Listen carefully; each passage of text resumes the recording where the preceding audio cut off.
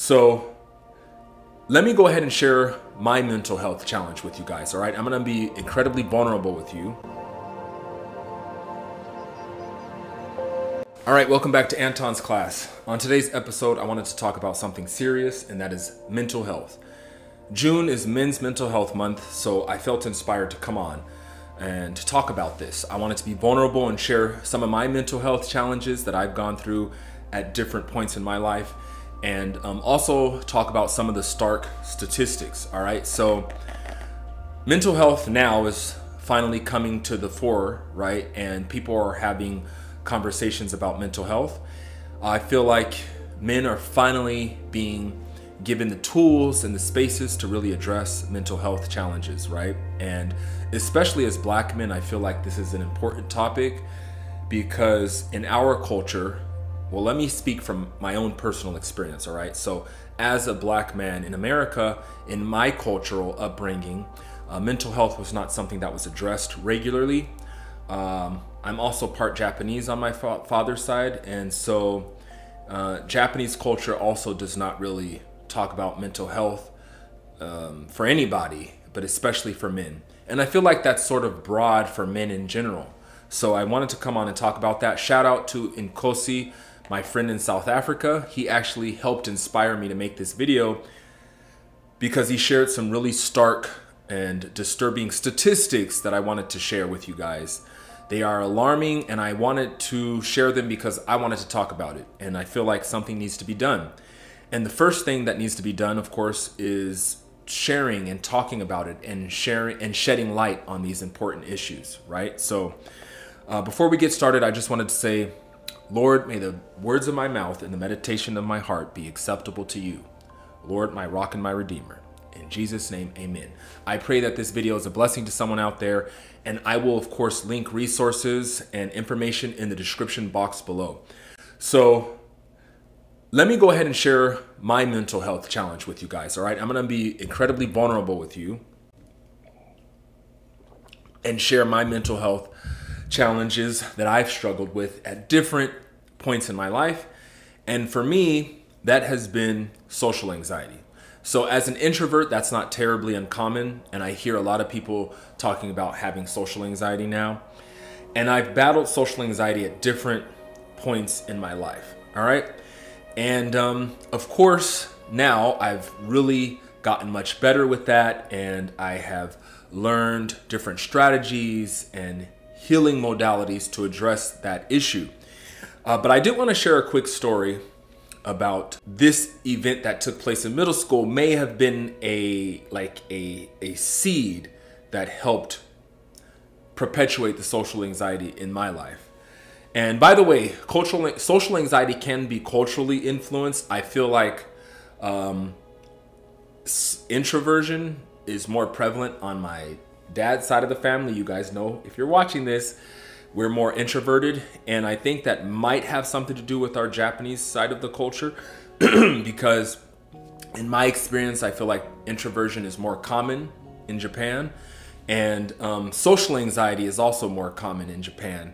You know, the whole hikikomori phenomena. All right, I'll post a link about that if you want to learn about that as well. But anyways, let me quickly share a story to be vulnerable and to bring you guys in, okay? I'm taking my masks off and letting my guards down and letting you guys in on a moment of vulnerability. So in middle school, I had a really close friend.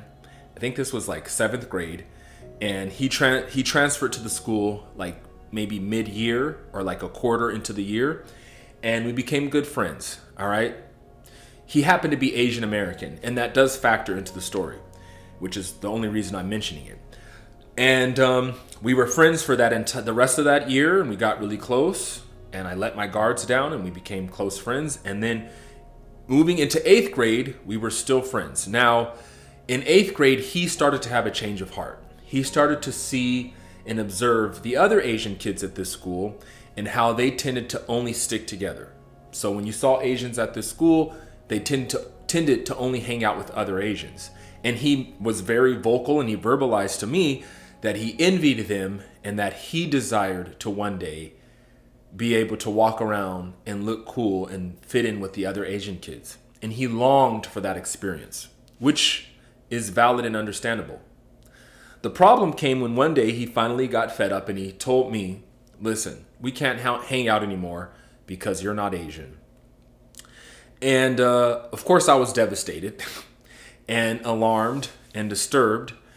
And I was hurt because he was my friend, obviously. And of course people can grow apart, but I felt like that was a very shallow reason to reject a friendship. But, you know, things happen in this life. And I'm sure some of you have stories like that as well, feelings of being rejection. And the reason I tell that story is not to trauma dump. It is to, first of all, be vulnerable, and to also sort of explore how social anxiety may have developed in my life, because social anxiety in part is due to the fear of rejection, right? For me. And so that was one of my early experiences of rejection from someone who was close to me, a dear friend of mine at the time. And of course, I've grown and learned from that experience, and it did not really jade me too much. I did end up becoming quite popular in high school, okay, and made a lot of friends in high school.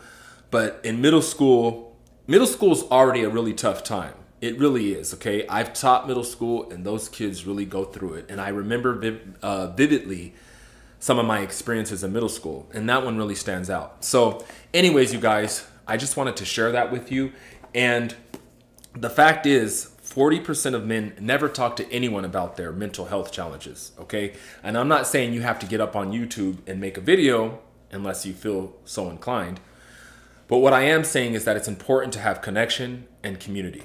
So really quickly, I wanted to highlight this book. I think every video I'll try to highlight a different book, maybe. This book is by Brené Brown, PhD, and it's called The Gifts of Imperfection. And I highly recommend this book.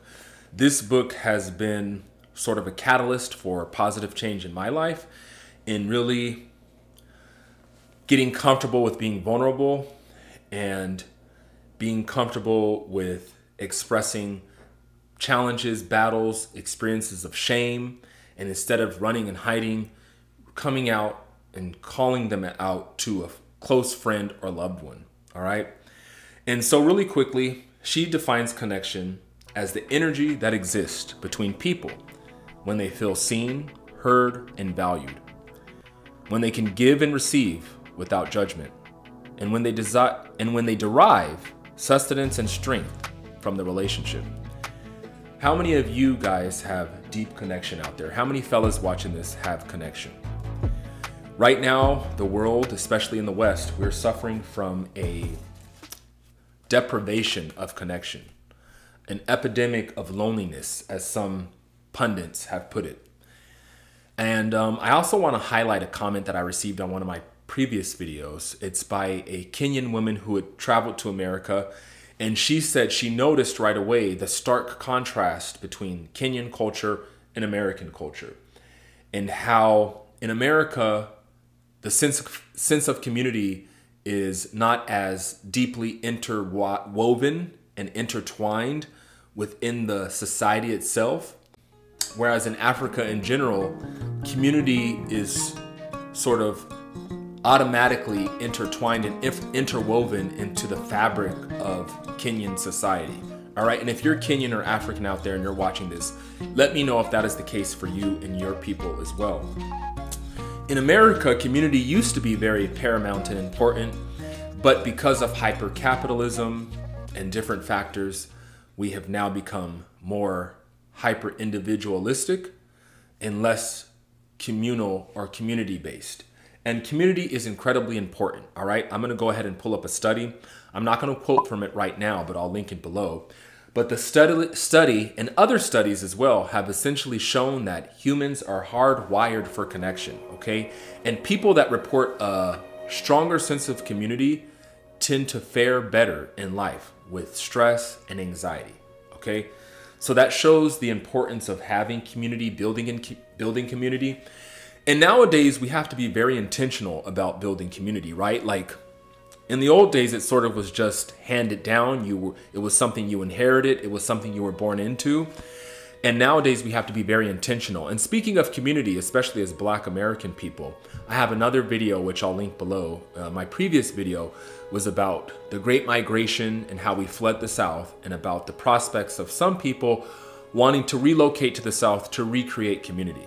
All right, but before we move on, I want to read one more quote from this book. When it comes to vulnerability, you have to be careful with who you share it with, okay? So while it's important to have community and to share your experiences with people, a close friend or family member, you do have to be careful. Our stories are not meant for everyone. Hearing them is a privilege, and we should always ask ourselves this before we share. Who has earned the right to hear my story? If we have one or two people in our lives who can sit with us and hold space for our shame stories and love us for our strengths and struggles, we are incredibly lucky. So again, it's important to keep that in mind as well when you're thinking about your mental health and who you're going to share with.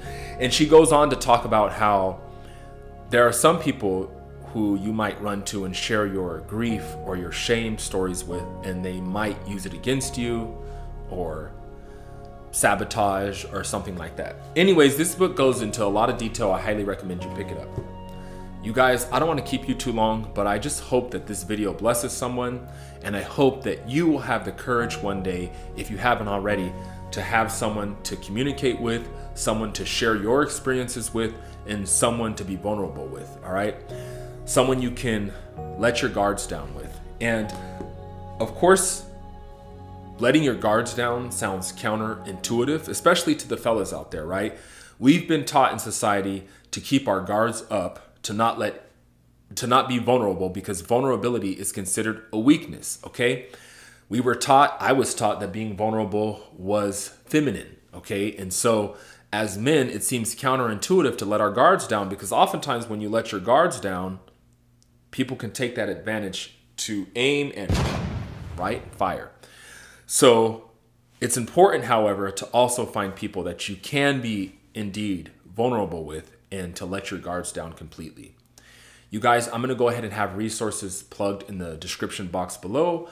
I pray that this video blesses someone. Fellas out there, please, if you are struggling with mental health challenges, I hope and I would love to encourage you to reach out and find help if you need it.